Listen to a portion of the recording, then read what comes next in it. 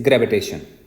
सो gravitation को अगर हम देखें तो न्यूटन ने समझाया mainly, and it's about the attraction between two masses, मतलब यूनिवर्स के कोई भी दो मास आपस में एक दूसरे को अट्रैक्ट करते हैं। अगर हम इंट्रोडक्शन देखें तो हम कह सकते हैं कि हमारे पास m1 मास है, हमारे पास m2 मास है। अगर ये एक दूसरे से r सेपरेशन पे होंगे तो इनके बीच में एक फोर्स लगेगा, और ये फोर्स हमेशा अट्रैक्टिंग इन नेचर होता है, मतलब m2 m1 को इधर को पुल करेगा और m1 m2 को इधर को पुल करेगा। हम इसके बारे में इस पूरे चैप्टर में पढ़ने वाले हैं। अब जब हम फोर्स पढ़ेंगे तो हमें अच्छे से मालूम है कि अगर फोर्स काम करेगा तो दो मासेस के बीच में एनर्जी भी होगी, क्योंकि जहां पे फोर्स लगता है वहां पे एनर्जी होगी। साथ साथ में हम एक और चीज पढ़ते हैं कि अगर एक पर्टिकुलर मास किसी जगह पे रखा हो तो due to this mass r distance पे एक तरह का अट्रैक्टिंग नेचर होगा, जिसको हम बोलते हैं ग्रेविटेशनल फील्ड। सो इस चैप्टर में हम पढ़ने वाले हैं gravitation force, gravitation energy, gravitation field, gravitation potential, earth की वजह से acceleration due to gravity on the surface, at some height, at the depth. तो ये सारी चीजें हम स्टडी करने वाले हैं इस पर्टिकुलर चैप्टर में। सबसे पहले समझें ग्रेविटेशन क्या होता है। कोई आपसे अगर सिंपल लैंग्वेज में पूछ ले कि ग्रेविटेशन का मतलब क्या है, तो ग्रेविटेशन का मतलब है, gravitation is the name given to the force of attraction between any two bodies of the universe.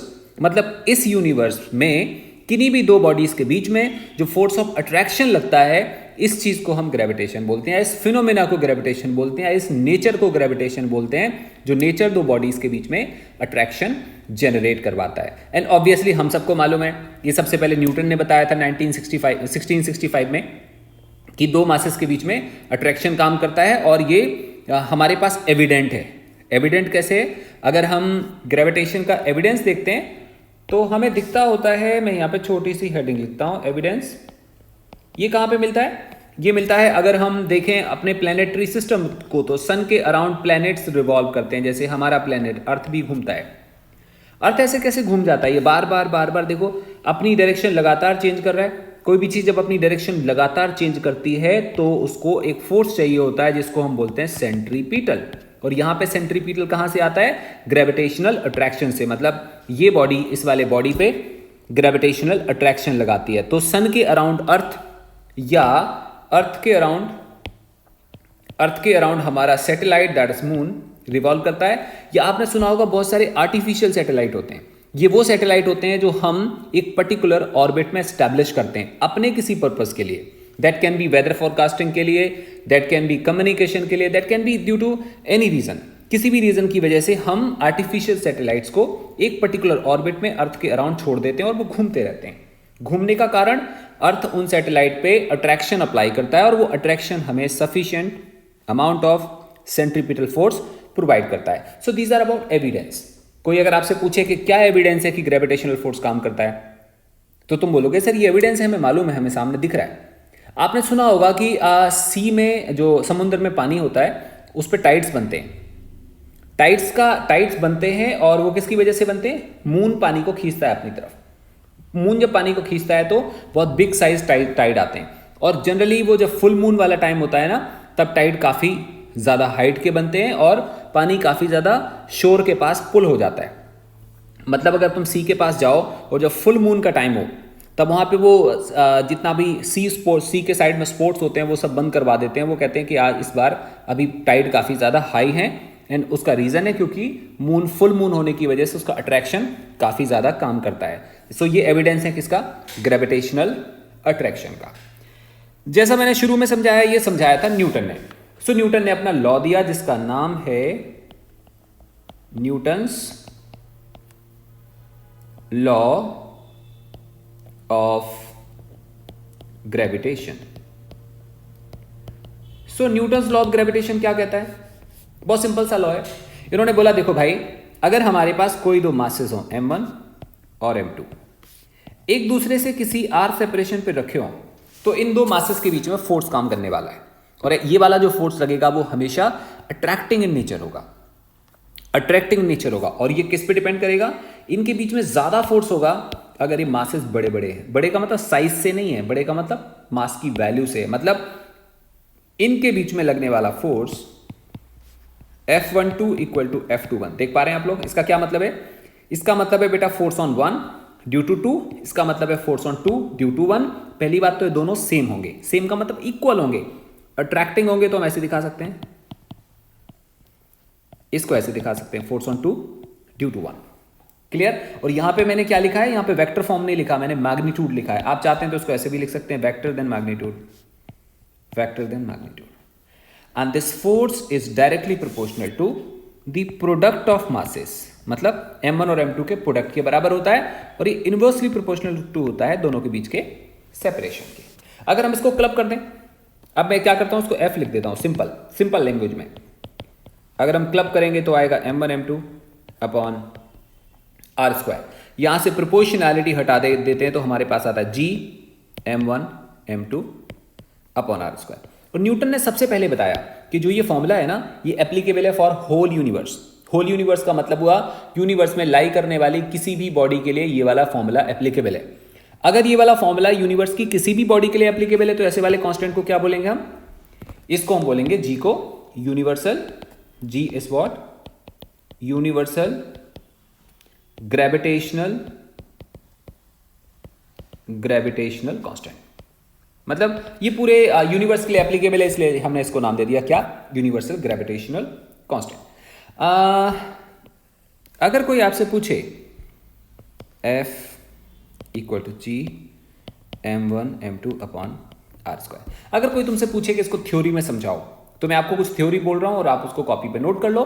Newton's law of gravitation क्या है, it states that every body in this universe attracts every other body with a force which is directly proportional to the product of their masses and inversely proportional to the square of distance between them। क्या बोला मैंने, force is directly proportional to product of masses and inversely proportional to square of distance between them. ये मैंने अभी आपको समझाया, और जो मैंने यहां पे बोला वो ये चीज है, ये हमें दिख रहा है। I was talking about this and this, और फाइनली हमारे पास ये फॉर्मूला निकल के आ जाता है। अगर कोई हमसे पूछे कि जी की डेफिनेशन बताओ, जी की डेफिनेशन क्या है, इसको कैसे समझाएंगे, तो तुम बोल सकते हो, देखो अभी अभी हमने देखा F equal to G m1 m2 upon R square. चलो हमें समझ में आ गया, अच्छी बात है। अगर कोई बोले जी की डेफिनेशन बताओ, तो हम जी निकाल लेंगे, क्या आएगा, F R square upon m1 m2। किसी ने बोला अच्छा इसका डायमेंशनल फॉर्मूला बताओ, तुमने कहा आसान है, एक काम करते हैं, एफ का डायमेंशनल फॉर्मूला, या पहले यूनिट बताते हैं। एसआई यूनिट में इसको न्यूटन बोलते हैं, इसको metre square upon KG square. ये हमारे पास क्या निकल आया, जी का एसआई यूनिट, बहुत आसान था। कोई बोले डायमेंशनल फॉर्मूला बताओ, तो तुम बोलोगे सर एफ का डायमेंशनल फॉर्मूला था mlt-2, बेटा याद करो, आर का मतलब था L2 और m का मतलब था kg, और kg को हम जनरली मास से डिफाइन करते हैं, सो m2 आ जाएगा। Now this is equal to m-1 L3t-2। This is dimensional formula of g। ये हमारे पास फॉर्मूला आ गया। कोई बोले इसकी डेफिनेशन भी बताओ, मैं बोलूंगा यार आसान है, अभी अभी हमने देखा f equal to g equal to F R square upon m1 m2। तुम ऐसा मानो, डेफिनेशन बनाने के लिए हम एक काम करते हैं, हम यहाँ पे 1 kg का मास रख देते हैं, बहुत अच्छी बात है। यहाँ 1 kg का मास रख देते हैं, रख दिया, ये तो हम कर सकते हैं ना, यस कर सकते हैं। इन दोनों को 1 मीटर की दूरी पे रखते हैं, गुड। अब हम क्या करते हैं, इनके बीच में फोर्स निकालते हैं कि इनके बीच में कितना फोर्स लग रहा है। माइक्रो लेवल पे अगर हम देखेंगे तो पता नहीं चलेगा, तुम्हें यहाँ पे सुपर सेंसिटिव इंस्ट्रूमेंट लगाना पड़ेगा, एक ऐसा इंस्ट्रूमेंट जो इनके बीच में लगने वाले थोड़े से फोर्स को भी चेक कर ले। चलो हमने लगा दिया, उसके बाद हमें मालूम चला कि इनके बीच में फोर्स काम कर रहा है, F दोनों पे इक्वल होगा और अट्रैक्टिंग इन नेचर होगा। चलो जी, बहुत अच्छी बात है, कर लिया हमने, फोर्स पता चल गया। कैसे मालूम चला, हमने यहाँ पे कुछ स्प्रिंग लगाया, कुछ ना कुछ लगाया, और हमें वहां से पता चल गया कि इनके बीच में कितना फोर्स काम कर रहा है। उसके बाद हम लोगों ने ऊपर वाला जो रिलेशन लिखा है उसमें देखते हैं, G इक्वल टू F। बेटा R को कितना लिया हमने, 1 मीटर, तो ऊपर कितना आ जाएगा, 1 का स्क्वायर। मास को कितना लिया, 1 kg इंटू 1 kg, एक्चुअली कितना आ गया। इसका क्या मतलब समझ आया, इसका मतलब समझ आया कि अगर हम दो मासेस को एक दूसरे से 1 मीटर पे रखें और दोनों मासेस की वैल्यू हो 1 kg के बराबर, तो जो ग्रेविटेशनल कांस्टेंट होगा या यूनिवर्सल ग्रेविटेशनल कांस्टेंट है वो कुछ और नहीं है but force between two masses. अगर कोई हमसे बोले कि इसको लिखो, तो हम प्रॉपर लिख सकते हैं, the universal gravitational constant is equal to the force of attraction acting between two bodies, each of unit mass, whose centers are placed at unit distance. Whose centers are placed at unit distance, मतलब इनके centre और centre के बीच का distance 1 metre के equal है और इनके masses कितने हैं 1 kg के इक्वल हैं. तो जो फोर्स लगेगा वही यूनिवर्सल ग्रेविटेशनल कांस्टेंट होगा. और ये हमें बात समझ में आ गई है. जब हमने इसका एक्सपेरिमेंट करा, रिपीटेड एक्सपेरिमेंट करे, बहुत सारे एक्सपेरिमेंट करे, तो जब जी निकाला गया तो जी की वैल्यू निकल के आई 6.67 10 पावर माइनस 11. और ये एसआई यूनिट थी. एसआई यूनिट का मतलब न्यूटन मीटर स्क्वायर पर केजी स्क्वायर. अगर हम इसको सीजीएस में निकालें, आप चाहो तो कन्वर्ट कर सकते हो. कन्वर्ट कैसे करोगे? सबसे पहले न्यूटन को डायन लिखोगे और इसको सेंटीमीटर लिखोगे, इसको केजी लिखोगे. आप करके देखो सारा चीज, आपको पता चलेगा 6.67 into 10 power minus 11 multiplied by, याद होगा आपको शायद हम क्या लिखते थे उसको, सीजीएस में लिखते थे हम 10 power 5 dyne. Let us do on next page. हम लोग इसको लिख सकते हैं g is equal to 6.67 into 10 power minus 11. बेटा ऊपर लिखा था न्यूटन, एक न्यूटन में होते हैं 10 power 5 dyne into metre square था ना, उसको हमने सेंटीमीटर में कन्वर्ट करना पड़ेगा. तो मीटर को हम क्या लिख देंगे 100 सेंटीमीटर का स्क्वायर. और नीचे लिखा था केजी, उसको हम क्या लिख देंगे 1000 ग्राम, उसका भी square. And this become 6.67 into 10 power minus 11 into 10 power 5 into 10 power 4. कहां से आया? यहां से. और नीचे क्या आ रहा है? Upon 10 power 6 dine centimetre square per gram square. मतलब ये जी का सीजीएस यूनिट आ गया. परफेक्ट. और यहां से देखें ये कितना हो रहा है, इट इज बिकमिंग दिस 9 और 6 3 को इसके साथ ऐड करेंगे तो क्या आ जाएगा 6.67 into 10 power minus 8 dyne centimetre square per gram square. This is G. But ये किस में निकल के आ गया? सीजीएस में. और जो हम लोगों ने ये वाला निकाला था ये किस में निकल के आ रहा था? एसआई में. चलो हमें क्या मालूम चला? हमें जी का डेफिनेशन मालूम चल गया, इसका मतलब भी समझ में आ गया, इसकी हमें न्यूमेरिकल वैल्यू भी पता चल गई. अब हम जी की यूनिट भी जानते हैं, जी का डायमेंशन भी जानते हैं. ये हमें सारा कुछ समझ में आ गया है. बहुत अच्छी बात है. हम और क्या देख चुके हैं अभी हम ये भी देख चुके हैं कि एविडेंस जी का कहां पे मिलेगा. अगर कोई तुमसे पूछे कि तुम जस्टिफाई करो कि ग्रेविटेशन फोर्स का एविडेंस कहां पे मिलेगा, ये हमें मालूम चल गया है. अलग अलग नेचुरल फिनोमेना देखोगे तो तुम्हें पता चलेगा कि दो बॉडीज के बीच में, दो मासेस के बीच में अट्रैक्शन काम करता है. सोलर इक्लिप्स और ल्यूनर इक्लिप्स भी, सोलर बेटा ध्यान रखना, सोलर इक्लिप्स और ल्यूनर इक्लिप्स भी प्रेडिक्ट करे जाते हैं on the basis of the gravitation attraction between that earth moon etcetera etcetera. Right. So it was about the basic part.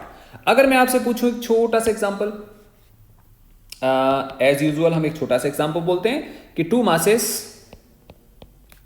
masses 10 kg and 20 kg are at distance equal to 10 meter, right? Find force between them. मतलब हमें उनके बीच में force बताना है. तो तुम बोलोगे sir ठीक है ये सॉल्यूशन हो गया. अगर दो मासेस हैं और उनके बीच में फोर्स बताना है तो आएगा जी m1 m2 upon something r square, and that g is 6.67 into 10 power minus 11, and that mass is 10 multiplied by 20 divided by 10 whole square. This becomes 6.67 into 2 I think into 10 power minus 11 Newton. You can multiply and get the answer. This is the method to calculate the force between two masses. हमें अच्छे से clear हो गया. अच्छा एक बात और जानते हैं हम कि यार फोर्स स्केलर तो है नहीं. फोर्स क्या है? फोर्स है vector quantity. Force vector quantity हमें बिगिनिंग से जानते हैं. तो हमारे पास एक आर्टिकल बन सकता है. वो क्या हो सकता है? Force in vector form. कोई आपसे ऐसे पूछ सकता है कि फोर्स इन वेक्टर फॉर्म बताओ, तो तुम बोलोगे सर हम जानते हैं बहुत अच्छे से. पहली बात तो हम ये जानते हैं कि फोर्स क्या होता है. वो ये होता है बेटा. आई थिंक समझ आ रहा है. What is this? Any force equal to magnitude multiplied by this unit vector. Unit vector किसको डिफाइन करेगा? डायरेक्शन को डिफाइन करेगा। बट ध्यान रखना, ये किस डायरेक्शन में होगा? ये किस डायरेक्शन में होगा? ये डिपेंड करेगा उस डायरेक्शन को जहां पे एक्चुअली फोर्स काम कर रहा होगा। जहां पे फोर्स काम करेगा ये उस डायरेक्शन में होगा। कुछ और बातें, अगर हमारे पास दो मासेस हों, एक और दूसरा, इसको हम बोलते हैं 1, इसको बोलते हैं 2, तो इन दोनों के बीच में लगने वाला फोर्स कैसा होगा? अट्रैक्टिंग होगा। 1 पे फोर्स कहां लगेगा? इधर, इसको हम क्या बोलेंगे? Force on 1 due to 2। और 2 पे कहां लगेगा? इधर, इसको हम क्या बोलेंगे? Force on 2 due to 1। बेटा क्लियर है? यहां तक में समझ में आ गया। चलो जी, ये सब सही जा रहा है, बहुत अच्छी बात है। दोबारा देखते हैं, दो मासेस हैं 1 एंड 2 और ये इनका बीच का R है। अगर हम 1 पे खड़े होके 2 को देखें तो हम लोग कैसे देखेंगे? ऐसे देखेंगे। और जब हम ऐसे देखेंगे तो इसको क्या बोलेंगे? इसको हम बोलेंगे R12। इसको कैसे पढ़ते हैं समझना थोड़ा सा। इसको कैसे पढ़ते थे? Force on 1 due to 2। R को ऐसे नहीं पढ़ते, R ऑन 1 ड्यू टू 2 ऐसे नहीं पढ़ते। इसको पढ़ते हैं पोजीशन वेक्टर। इसको क्या बोलते हैं? Position vector from 1 to 2। तो R12 की डायरेक्शन कहां पे होगी? इधर को होगी। बच्चा समझ में आ रहा है? Similarly we have two masses 1 and 2। और अगर हम लोग ऐसे देख रहे हो, ऐसे, ये कौन सी डायरेक्शन है? ये है पोजीशन वेक्टर फ्रॉम 2 to 1, इसलिए इसको हम क्या बोलेंगे? R21 vector. मैंने आपको सारी बातें बता दी, हमें समझ में आ गया। F12 हमें समझ आ गया, F21, R12 and R21। This now we know हमें क्लियर होता है। अभी हम क्या करते हैं? दो मासेस देखते हैं दोबारा से। We have masses M1 and M2 और ये हम लाइन ज्वाइन करा देते हैं। एक काम करते हैं, हम सबसे पहले फोर्स निकालते हैं 2 पे। तो 2 पे फोर्स इधर लगेगा ऐसे कुछ, और इसको हम कैसे बोलेंगे? सबसे पहले हम 2 का मैग्नीट्यूड निकालते हैं, ये ऐसे कुछ आ जाएगा।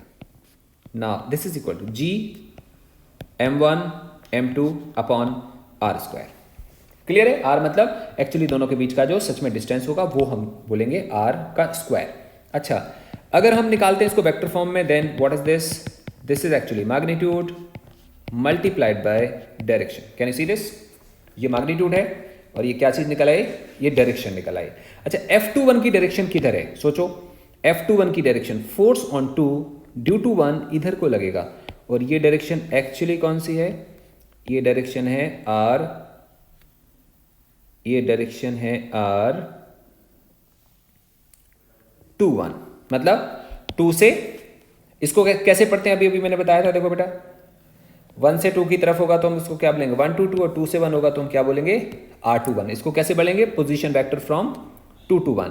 इसका मतलब ये डायरेक्शन और ये डायरेक्शन कैसी है? सेम है।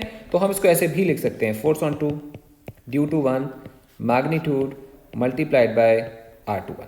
Perfect. This called force to 1 magnitude multiplied by R21 vector divided by R21 magnitude. I think इतना क्लियर होगा, ठीक है। और इसको हम क्या बोल सकते हैं? इसको, ये हमारे सामने गिवन है ये वाला, हम इसको क्या लिखेंगे बेटा? G M1 M2 upon R square into R21 divided by R21 का जो मैग्नीट्यूड होगा वो कुछ और नहीं आएगा, वो इनके बीच का डिस्टेंस आएगा, उसको हम क्या बोलते हैं? R बोलते हैं। So finally we have got this formula as G M1 M2 upon R cube into R21 vector, that is force on 2 due to 1। This is the value. ये किस फॉर्म में निकल आया? ये वेक्टर फॉर्म में निकल आया। सिमिलरली अब एक चीज ध्यान से देखो, यहां पे 21 लिखा है तो यहां भी 21 लिखा है। लिखे पढ़ेंगे कैसे? Force on 2 due to 1। इसको कैसे पढ़ेंगे? Position vector from 2 to 1। आप बोल सकते हो similarly force on 1 due to 2 is equal to G M1 M2। बाकी सारी चीजें सेम आने वाली हैं। यहां पे क्या मिलेगा? R12 vector. This is the value. मतलब हमने दोनों कैलकुलेट कर लिया, हमने ये भी निकाल लिया और हमने ये भी निकाल लिया। बहुत सही हो गया, हमें ये बातें अच्छे से पता चल गई हैं। अब हम कुछ और बातें देखते हैं। सपोज करो कोई आपसे ऐसे बोलता कि हमारे पास दो मासेस हैं, हमारे पास एक मास यहाँ पे और हमारे पास एक मास यहाँ पे। जो फर्स्ट मास है इसका पोजीशन वेक्टर को हम लोग बोल रहे हैं R1। This is called position vector of 1। And इस वाले को हम लोग बोल रहे हैं क्या? R2, position vector of 2। और ये 2 मास है। आप एक बात समझने की ट्राई करो, मासेस यहाँ पे और यहाँ पे हैं और इनके बीच का डिस्टेंस हमें बिल्कुल नहीं गिवन है, बस हमें इनके इंडिविजुअल पोजीशन वेक्टर गिवन है। अब कोई आपसे बोले सर ये वाला डिस्टेंस होगा ना, ये इन दोनों के बीच का डिस्टेंस को डिफाइन करेगा कि कितना दूर है ये दोनों पार्टिकल एक दूसरे से सिचुएटेड हैं. So this is the distance between masses. Suppose करो हम कैलकुलेट करते हैं इस केस में फोर्स ऑन 1 ड्यू टू 2, तो वो किधर को लगेगा? फोर्स ऑन 1 ड्यू टू 2 इधर होगा. इसको हम नाम देंगे force on 1 due to 2. Similarly 2 पे फोर्स किधर को लगेगा? वो इधर लगेगा. इसको हम क्या बोलेंगे? Force on 2 due to 1. एक और बात, ये कौन सी वाली डायरेक्शन होगी? ये डायरेक्शन, इसको बोलेंगे हम R12. दिस इज R12 है ना. इसका मतलब फोर्स ऑन 1 ड्यू टू 2 का डायरेक्शन और R12 का डायरेक्शन कैसा होगा? सेम होगा. Let us write again. Force on 1 due to 2 is equal to, या पहले हम मैग्नीट्यूड निकाल सकते हैं इसका, है ना. इसका मैग्नीट्यूड कैलकुलेट करेंगे तो it would be G M1 M2 upon R12 mod का होल स्क्वायर. आई होप इतना क्लियर है. Now if we calculate force on 1 due to 2 in vector form, then it comes out practically how much? F12 mod into F12 cap. इसका मतलब this vector equal to magnitude multiplied by direction. ये बात हमें समझ में आ रही है. Now this is equal to what? F का मैग्नीट्यूड आएगा G M1 M2 upon R12 mod का होल स्क्वायर मल्टीप्लाइड बाय, एक चीज हमें अच्छे से समझ में आ रही है, जो डायरेक्शन F12 का है वही डायरेक्शन R12 का है. आपको मालूम है ये डायमेंशन लेस क्वांटिटी है, यूनिट लेस, डायमेंशन लेस, ये केवल डायरेक्शन बता रही है. इसलिए आप F लिखो या R लिखो फर्क नहीं पड़ना, दोनों सेम है. क्लियर हो रहा है आपको? मैग्नीट्यूड और डायरेक्शन, मैग्नीट्यूड यहाँ पे है, यूनिट यहाँ पे है, ये इसकी केवल डायरेक्शन है और इसकी भी केवल डायरेक्शन है. So we can write like this. तो इसको हम आगे लिख सकते हैं. R12 कैप को हम क्या लिखेंगे? तो हमारे पास जो वैल्यू आती है that comes out G M1 M2 upon R12, और वहां पे लिखा था R12 कैप, उसको हम लिख सकते हैं दिस डिवाइडेड बाय मैग्नीट्यूड, ऐसे कुछ. और यहाँ पे स्क्वायर था और यहाँ पे था force on 1 due to 2. Now this is equal to G M1 M2 upon R12 mod cube into R12 vector, that is F12 vector. अब अगर हम डायग्राम से देखें ना, तो हम क्या हमें मिल सकता है कि this vector plus this vector equal to this vector. उस हिसाब से अगर हमने R12 वेक्टर निकालना है तो R12 वेक्टर आएगा R2 vector minus R1 vector. इतनी मैथमेटिक्स तो हमें आती है, ये वेक्टर हम अच्छे से जानते हैं कि हमें क्लियर दिख रहा है कि R1 vector plus R12 vector equal to R2 vector. तो R12 कितना आएगा? R2 माइनस R1 वेक्टर आएगा. तो अगर हम यहाँ से सॉल्व करते हैं तो आएगा F12 का vector is equal to G M1 M2 upon R12 को हम लोग क्या लिखेंगे? R2 माइनस R1 मॉड का क्यूब. क्लियर? क्योंकि इस मॉड का क्यूब करना था. और यहाँ पे हम फिर से दोबारा से लिखेंगे vector. So this value is R2 minus R1 vector form and this the value. ये हम लोगों ने क्या निकाल लिया? F12. सिमिलरली हम कैलकुलेट कर सकते हैं F21. कुछ नहीं करना आप लोगों ने, इस चीज़ को रिवर्स करना है और आपके पास वैल्यू कैलकुलेट होके आ जाती है. तो अगर हम लिखना चाहेंगे तो हम ऐसे लिख सकते हैं F21 is equal to G M1 M2 upon, look at this, यहाँ पे क्या लिखा था? R2 minus R1. तो उल्टा करेंगे तो क्या आ जाएगा? It will become R1 minus R2 mod cube into R1 minus R2. This the value. कोई आपसे एक छोटा सा एग्जांपल पूछे कि आप इमेजिन करो कि ये कोऑर्डिनेट एक्सिस है, एक मास रखा हुआ है 10 पावर 6 kg और एक मास रखा है 10 पावर 8 kg, और इसका पोजीशन वेक्टर गिवन है हमें, दिस इज R1 वेक्टर, और इसका पोजीशन वेक्टर गिवन है हमें, दिस इज R2 वेक्टर.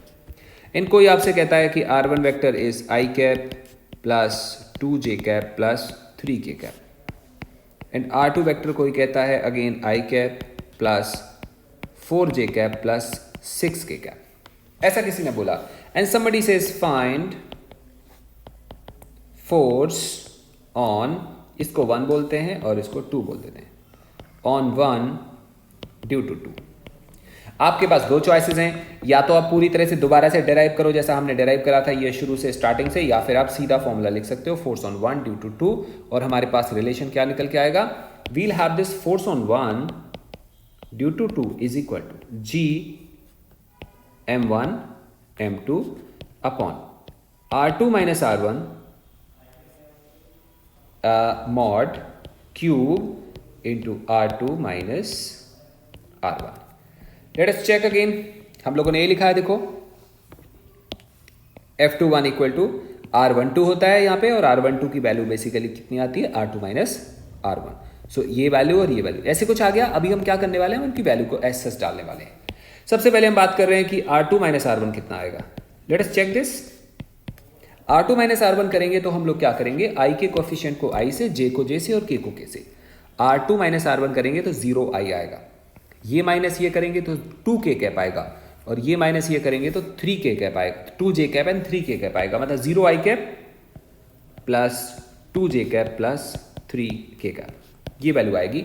अगर हम इसका मैग्नीट्यूड निकालते हैं R2 माइनस R1, इसका mod equal to under root of 4 plus 9 that is under root of 13, ये हमारे पास वैल्यू आती है। यहाँ से निकलता है F12 का vector is equal to 6.67 into 10 power minus 11। क्या चीज़ है ये है G। अब हम बात करते हैं M1 की।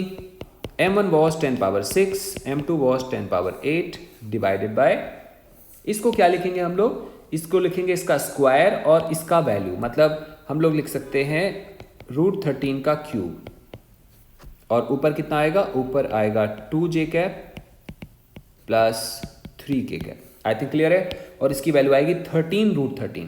आई थिंक आपको क्लियर हो रहा होगा।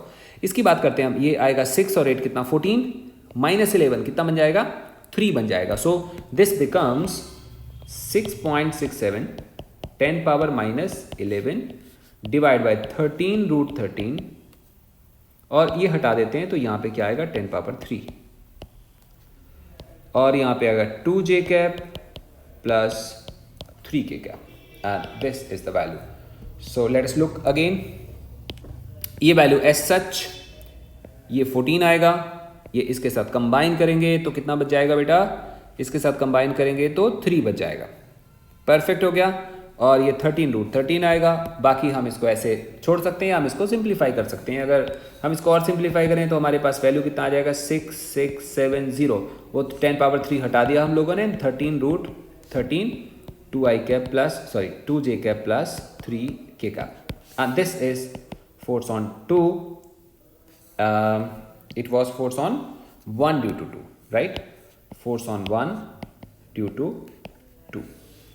अगर कोई हमसे बोले उल्टा निकालो तो आपको पता क्या है, बहुत ज़्यादा दिमाग नहीं लगाना पड़ेगा। लेट से हमें किसी ने ऑप्शन दिया, दो चीज़ें निकालने के लिए बोली, किसी ने बोला ये निकालो और F21 निकालो, तुम पता सीधा सीधा क्या बोलोगे, तुम बोलोगे सर एक बात हमें साफ साफ दिख रही है कि जो इन पे फोर्सेस काम करेंगे ना, इन पे जो फोर्सेस काम करेंगे, एक इस पे इधर और इस पे इधर, ये दोनों इक्वल होंगे बट अपोजिट होंगे। इसका मतलब इफ समबडी सेज की फोर्स ऑन 2 ड्यू टू 1 निकालो तो तुम क्या बोलोगे, ये होगा माइनस टाइम्स, कोई दिमाग नहीं लगाना, उसको माइनस कर दो।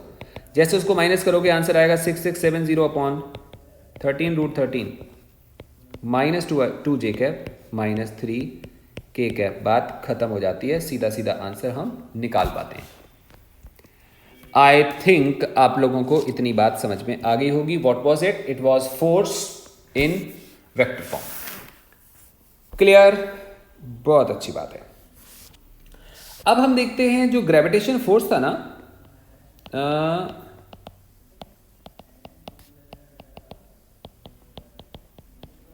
कैरेक्टरिस्टिक्स देखते हैं ऑफ ग्रेविटेशन या ग्रेविटेशनल फोर्स। इसका कैरेक्टरिस्टिक देखें कि क्या क्या कैरेक्टर्स का क्या क्या होता होगा। तो इसके अलग अलग पॉइंट है, मैं लिखवाऊंगा नहीं, बस आपको बोलते जाऊंगा, आप ध्यान से समझो। जो ग्रेविटेशन फोर्स है ना, वो आसपास के नेचर पे डिपेंड नहीं करता। मतलब अगर हमारे पास 10 kg हो और 20 kg हो, और यहां पे एयर है, एयर, दोनों मास के बीच में क्या है, एयर, और मान लो इस पे फोर्स लगता है F1, ऐसे मान लिया। दोबारा से हमारे पास 10 kg है, 20 kg है और बीच में हमने पानी भर दिया और इसके ऊपर अब फोर्स लगता है F2, तो हम क्या देख पाते हैं कि F1 और F2 सेम होते हैं।